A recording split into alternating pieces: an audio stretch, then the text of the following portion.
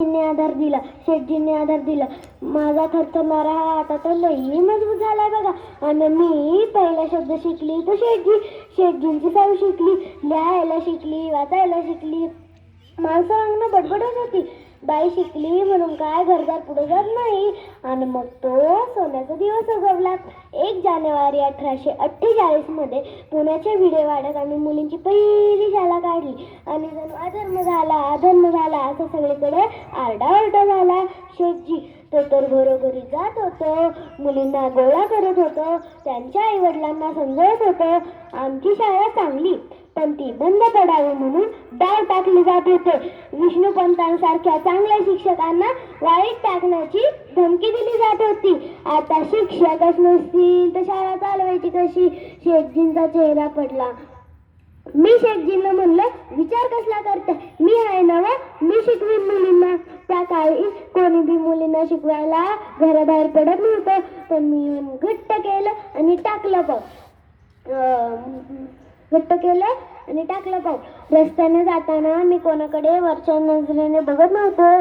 लोक काय बाय बोलत होते, कोण बरं, कुठं चालली, कोणाची रे बायको, डोलीवर पदर, तुरु तुरु कुठं चालली म्हणायची आणि माझी पावले पुढे पुढे पडायची.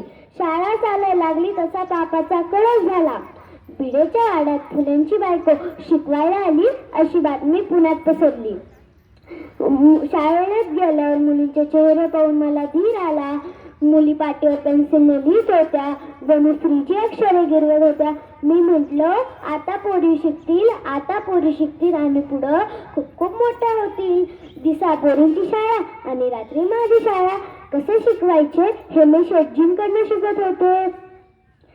तुम्हाला सांगू का, शाळेत जाताना लोक लई त्रास द्यायची बघा.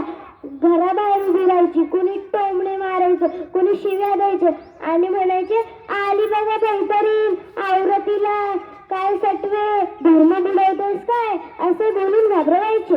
कोणी शेण टाकायचं, कोणी चिखल उडवायचं, कोणी दगड फेकायचे, अंगावर पाणी टाकायचे. आणि असाच एक दगड माझ्या खटकीने कपाळाला लागला आणि रक्ताची चिळकांडी उडाली. आणि म्हणायचे, पापाचं फळ असंच मिळतं. आणि एकदा तर एक भीती समोर येऊन म्हणतो, कसा मागं फिरायचं बाईच्या जातीला एवढा जोर बरा नाही. पण मी देखील गप्प बसले नाही, उचलला आणि लावला खंडीशीने. बाईच्या जातीला कमकर असा